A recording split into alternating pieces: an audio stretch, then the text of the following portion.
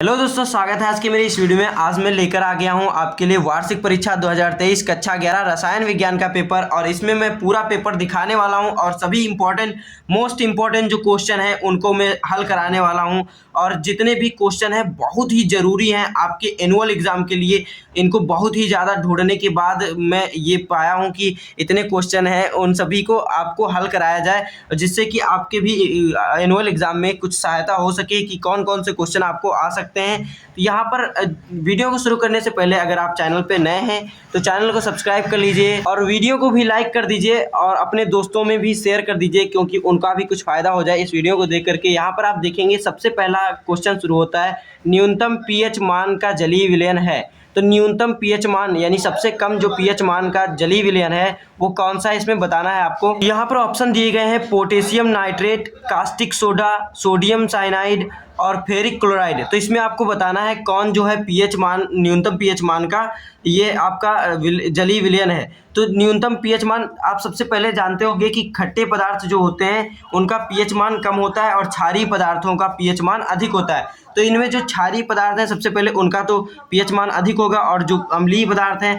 तो यहाँ पर आपको पहचानना है कि HCl जो होता है उसमें क्लोराइड होता है। तो यहाँ पर आपको पहचानने का ट्रिक मिल जाता है कि फेरिक क्लोराइड जो है, यहाँ पर फेरिक क्लोराइड आपका न्यूनतम पीएच मान वाला जलीय विलयन है। फिर आपका दूसरा जो है, निम्न में से किस में इलेक्ट्रॉन बंधुता का मान अधिक। निम्न जो आपको परमाणु दिए गए हैं उनमें से इलेक्ट्रॉन बंधुता सबसे अधिक किसकी है, अधिकतम किसकी है, उसको आपको यहाँ पर बताना है। तो इसमें ऑप्शन दिया गया है नाइट्रोजन, ऑक्सीजन, फ्लोरीन, क्लोरीन। तो इसमें आपको बताना है सबसे अधिक इलेक्ट्रॉन बंधुता जो है वो किसकी है। तो आप जानते होंगे फ्लोरीन जो है सबसे अधिक विद्युत ऋणात्मक तत्व है, लेकिन जब बात आती है इलेक्ट्रॉन बंधुता की यहाँ पर, तब इलेक्ट्रॉन बंधुता के लिए सबसे अधिक जो मान होता है वो होता है क्लोरीन का इलेक्ट्रॉन बंध बनाने में। फिर आपका जो ग नंबर प्रश्न है वो है, निम्न परमाणुओं में किसकी प्रथम आयनन ऊर्जा उच्चतम है। तो किसकी प्रथम आयनन ऊर्जा जो है उच्चतम है वो आपको यहाँ पर बताना है। यहाँ पर आपको Rb दिया गया है रुबिडियम, इसके अंतिम कोष में आपका 1 इलेक्ट्रॉन होता है। फिर सोडियम दिया गया है, इसके भी अंतिम कोष में 1 इलेक्ट्रॉन है। फिर पोटेशियम दिया गया है, इसके भी अंतिम कोष में आपका 1 इलेक्ट्रॉन है। फिर स्कैंडियम दिया गया है, इसके अंतिम कोष में आपका 2 इलेक्ट्रॉन होता है। तो इस तरीके से यहाँ पर इसकी जो आयनन ऊर्जा है सबसे ज़्यादा स्कैंडियम की हो जाती है। फिर भारी जल प्रयुक्त होता है, तो भारी जल किस में प्रयुक्त होता है ये आपको बताना है। तो पहला ऑप्शन दिया गया है कृषि में, फिर दूसरा ऑप्शन है एक औषधि के रूप में, और तीसरा ऑप्शन है एक कीटाणुनाशी के रूप में होता है। फिर चौथा ऑप्शन है नाभिकीय रिएक्टरों के रूप में। तो जो भारी जल का प्रयुक्त होता है वो होता है नाभिकीय रिएक्टरों के रूप में। फिर अंगा वाला जो क्वेश्चन है आपका, चुंबकीय क्वांटम संख्या बताती है। तो चुंबकीय क्वांटम संख्या क्या बताती है आपको इसमें बताना है। तो आकृति मतलब कक्षकों की आकृति को बताता है, कक्षकों के आकार को बताता है, कक्षकों के अभिविन्यास को बताता है, नाभिकीय स्थायित्व को बताता है। तो ये जो चुंबकीय क्वांटम संख्या है वो आपको कक्षकों का अभिविन्यास बताता है। फिर 4 नंबर क्वेश्चन है, निम्न में से सबसे अधिक आयनिक त्रिज्या किसकी होगी। तो सबसे अधिक आयनिक त्रिज्या आपको बताना है किसकी होगी। तो यहाँ पर इसका कार्बन दिया है, कार्बन के ये आपको ऊपर दिया गया है 4 माइनस, यानी कि 4 इलेक्ट्रॉन ये किसी अन्य से लिया है। तो इसके इलेक्ट्रॉन जो होते हैं वो 6 इलेक्ट्रॉन होते हैं और 4 इलेक्ट्रॉन लेने के बाद इसके पास 10 इलेक्ट्रॉन हो जाते हैं। फिर यहाँ पर आपका अगला ऑप्शन दिया है नाइट्रोजन। नाइट्रोजन 7 इलेक्ट्रॉन होते हैं और ये बाद में 3 माइनस लिखा है, यानी कि ये 3 इलेक्ट्रॉन किसी अन्य परमाणु से ले चुका है, इसलिए इसके 10 इलेक्ट्रॉन हो जाते हैं। अंतिम को मतलब पूरे जो इलेक्ट्रॉन है 10 हो जाते हैं। फिर आपका ऑक्सीजन है, इसमें 8 इलेक्ट्रॉन होते हैं और 2 ये ले लेता है। तो सबके पास आप देखते जाइए यहाँ पर 10 इलेक्ट्रॉन होते जा रहे हैं। फिर लास्ट में है Mg में 2+ है, ये इसके पास 12 इलेक्ट्रॉन होते हैं लेकिन 2 इलेक्ट्रॉन किसी अन्य को दे चुका है, इसलिए इसके पास 10 इलेक्ट्रॉन बचते हैं। लेकिन यहाँ पर आपकी जो आयनिक त्रिज्या है वो आपको पता लगाना है किसकी कम है। तो यहाँ पर देखिए आप इसका जो ये होगा आपका नाभिकीय, इसका नाभिक किसका आकर्षित अधिक करेगा इलेक्ट्रॉनों को। तो इसके जो 12 प्रोटॉन अंदर हैं इसके मैग्नीशियम में, तो जो आपके इसमें 10 बचे हैं इलेक्ट्रॉन उनको ज़्यादा पावर से खींचेंगे, शक्ति से खींचेंगे। लेकिन यहाँ पर आप देखेंगे कार्बन, इसके पास 6 ही प्रोटॉन है, 6 प्रोटॉन है, लेकिन इसको 10 इलेक्ट्रॉनों को खींचना है तो कम पावर से खींच पाएगा और इसका कक्ष बड़ा हो जाएगा और इसलिए इसकी त्रिज्या ज़्यादा हो जाएगी, बड़ी हो जाएगी, आयनिक त्रिज्या इसकी ज़्यादा हो जाती है।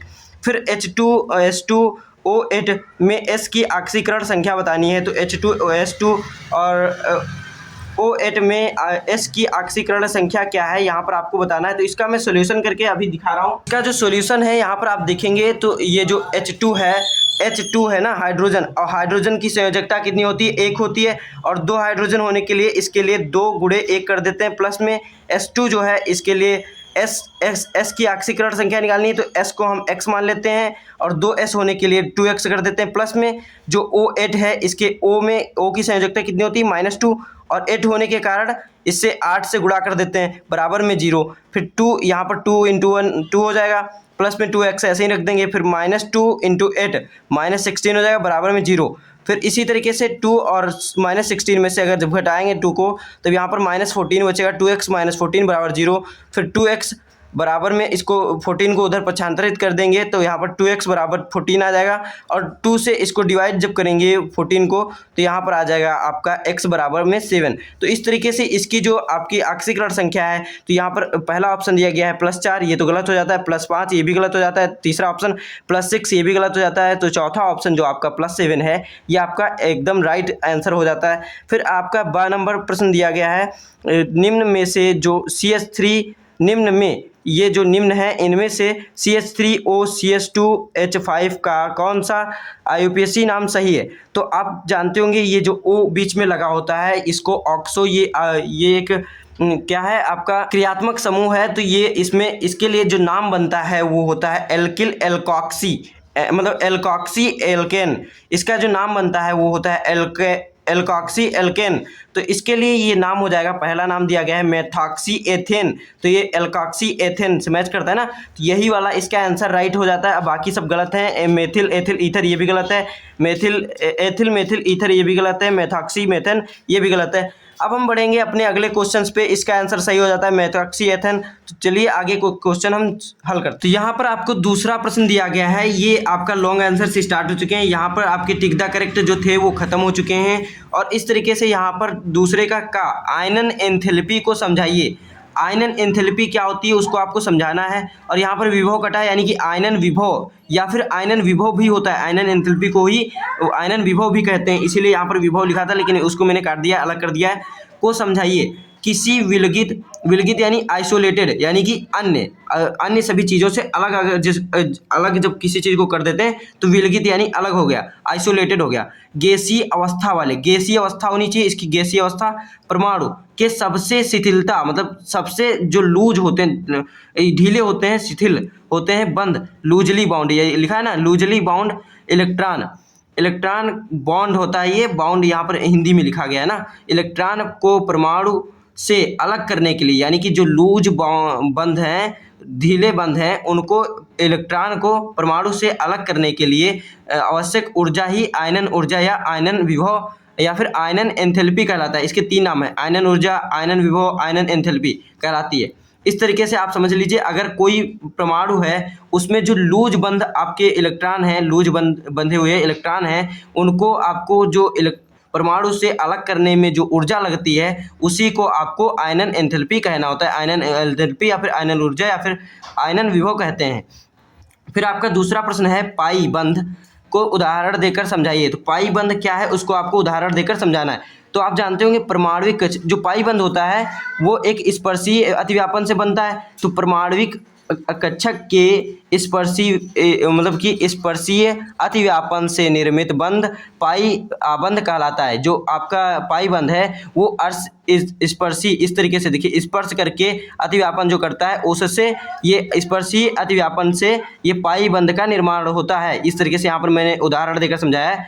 पाई बंध कहलाता है, यह दुर्बल आबंध होता है, यानी कि यह दुर्बल होता है, कमजोर होता है, कमजोर आबंध होता है। फिर इसका उदाहरण दिया है मैंने O2 जो होता है उसके O और O दूसरे ऑक्सीजन की बंध जो बंध बनता है वो सहसंयोजन बंध, डबल बॉन्ड बनते हैं। यहाँ पर 2 इलेक्ट्रॉन पेयर मतलब कि आपस में साझा होता है, सहसंयोजन बंध बनता है। यहाँ पर ऑक्सीजन एक बंध जो होगा आपका सिग्मा बॉन्ड होगा और दूसरा बंध होगा जो वो उसे पाई बॉन्ड कहेंगे। तो इस तरीके से यहाँ पर अतिव्यापन करके बन जाता है, स्पर्शीय अतिव्यापन से आपका पाई बंध बनता है, उसे पाई बंध कहते हैं। फिर यहाँ पर आप देखेंगे तीसरा प्रश्न दिया गया है, गा नंबर है, साम्य स्थिरांक को परिभाषित कीजिए। तो साम्य स्थिरांक यानी कि इक्विलिब्रियम कांस्टेंट क्या है उसको आपको डिफाइन करना है। तो यहाँ पर इक्विलिब्रियम कांस्टेंट यानी कि साम्य स्थिरांक स्थिर ताप पर रासायनिक अभिक्रिया, कोई रासायनिक अभिक्रिया करनी है स्थिर ताप पर और कोई भी भौतिक पदार्थ की, किसी भौतिक पदार्थ की अभिक्रिया की दर, जो अभिक्रिया की दर है उसके सक्रिय द्रव्यमान एक्टिव मास के समानुपाती होती है। यानी कि आपका कोई भी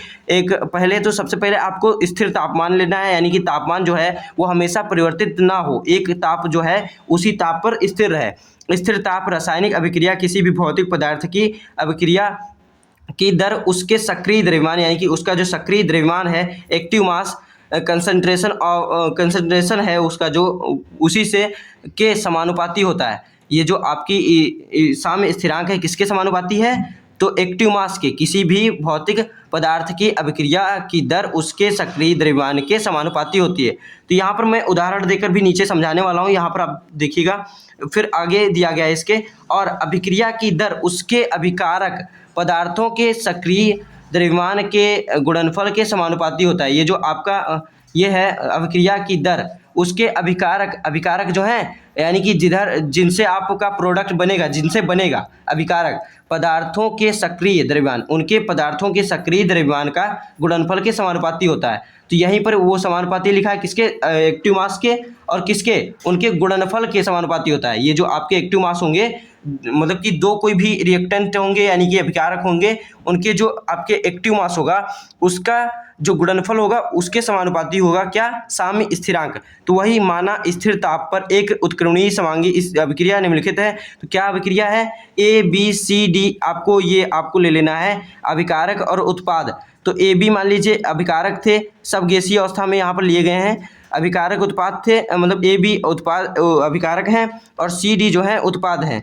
तो यहाँ पर इसका सक्रिय द्रव्यमान जो होगा concentration of A, concentration of B, concentration of C, concentration of D, इस तरीके से आपका सक्रिय द्रव्यमान हो जाता है। फिर आर एफ यानी कि रिएक्शन जो है, reaction forward direction, F forward direction समानुपाती है किसके?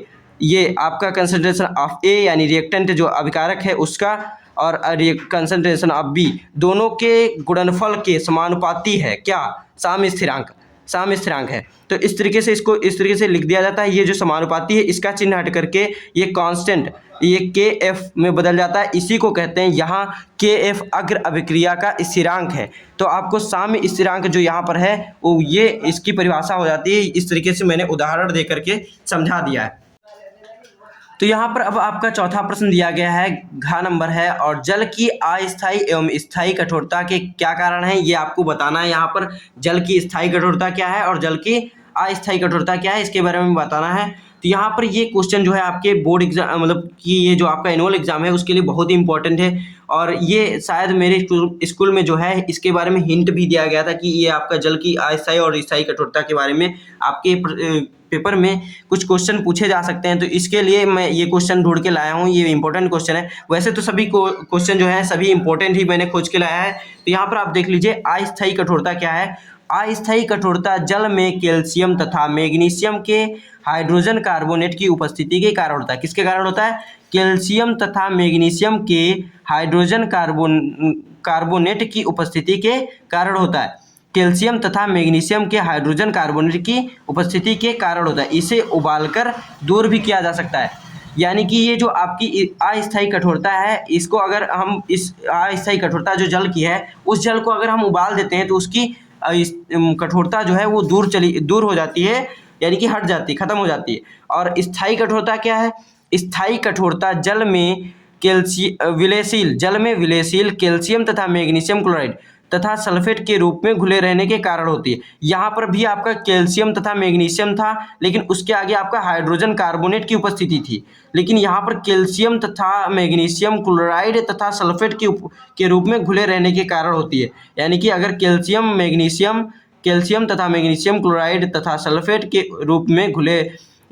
के रूप में घुले रहने के कारण होती है इसकी स्थायी कठोरता। फिर आपका आ जाता है पांचवा प्रश्न जो है, क्षार धातुएं प्रकृति में क्यों नहीं पाई जाती हैं। तो क्षार धातुएं प्रकृति में क्यों नहीं पाई जाती हैं ये बताना है आपको। क्योंकि यहाँ पर बहुत अधिक अभिक्रियाशील के कारण, क्षार धातुएं जो होती हैं वो बहुत अधिक अभिक्रियाशीलता के कारण क्षार धातुएं प्रकृति में मुक्त अवस्था में नहीं पाई जाती हैं। जो ये क्षार धातुएं बहुत ज़्यादा रिएक्शन करती हैं, कोई भी चीज़ मिलता है इनको उससे रिएक्शन करने लगती हैं, इसके लिए ये प्रकृति में ये आपके मुक्त अवस्था में नहीं पाई जाती हैं।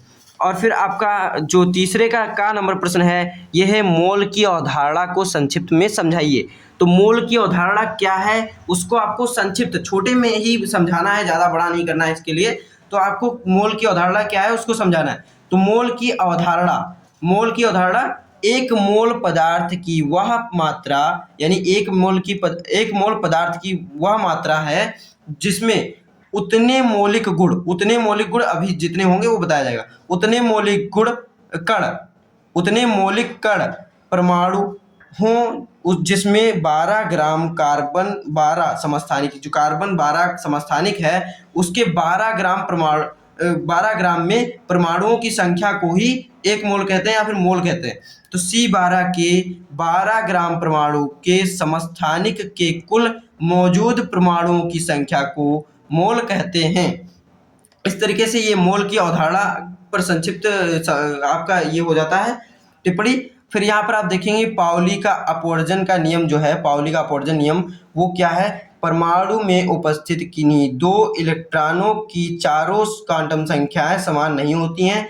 ये आपका पाउली ने बताया कि जो परमाणु है उसमें किन्हीं दो इलेक्ट्रॉनों की चारों क्वांटम संख्याएं जो हैं वो समान नहीं हो सकती हैं। इसी सिद्धांत के अनुसार किसी कक्षक में इलेक्ट्रॉन की अधिकतम संख्या 2 होती है। किसी भी कक्ष में, इसी नियम के अनुसार किसी भी कक्षक में इलेक्ट्रॉन की अधिकतम संख्या 2 होती है। इन्हीं के नियम की वजह से ये हमें पता चला है। अब हम देखेंगे अगला क्वेश्चन।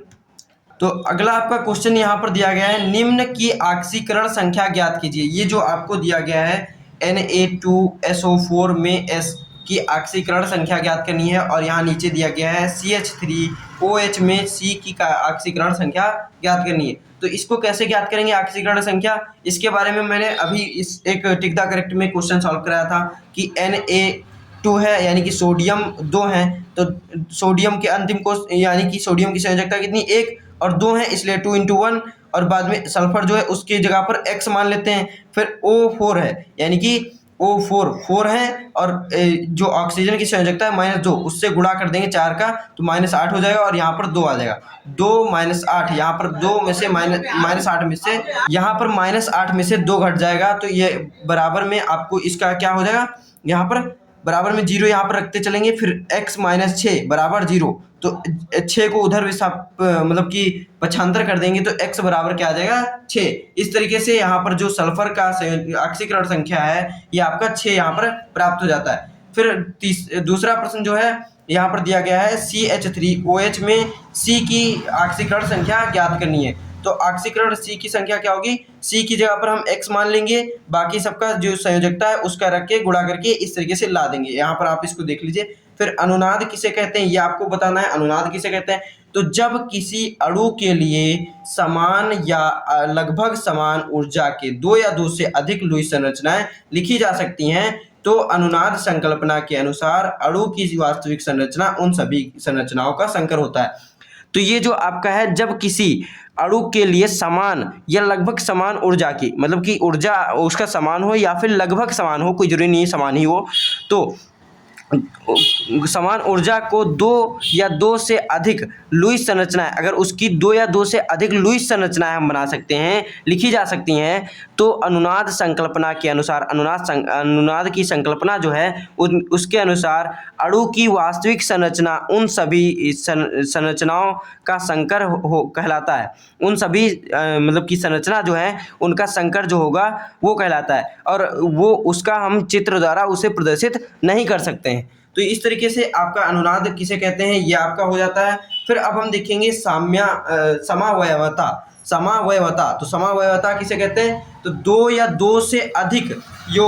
2 से अधिक यौगिक जिनके अणु सूत्र समान होते हैं किंतु गुण भिन्न भिन्न होते हैं। जिनके अणु सूत्र जो हैं वो समान होते हैं लेकिन उनके जो गुण हैं वो भिन्न भिन्न होते हैं, तो वो समावयवता कहलाता है। फिर प्रेरिक प्रभाव इंडक्टिव इफेक्ट क्या है ये आपको बताना है। तो प्रेरिक प्रभाव क्या है, कार्बन श्रृंखला में इलेक्ट्रॉन युग्मों में सिग्मा बंध जो है आबंध का अधिक प्रबल ऋण विद्युतीय परमाणु या समूह की और विस्थापन प्रेरक प्रभाव कहलाता है। यानी कि अगर सिग्मा बॉन्ड बने, जो सिग्मा किसी भी कार्बनिक श्रृंखला है आपकी, उसमें इलेक्ट्रॉन युग्मों में सिग्मा बॉन्ड बने हुए हैं और वो आपके किसी ऋण विद्युतीय परमाणु की तरफ अगर वो विस्थापित हो रहे हैं, उसके समूह की तरफ विस्थापित हो रहे हैं, तो ये प्रेरक प्रभाव आपका कहलाता है। और ये दो प्रकार के होते हैं। कौन कौन से होते हैं? प्लस आई इफेक्ट और माइनस आई इफेक्ट।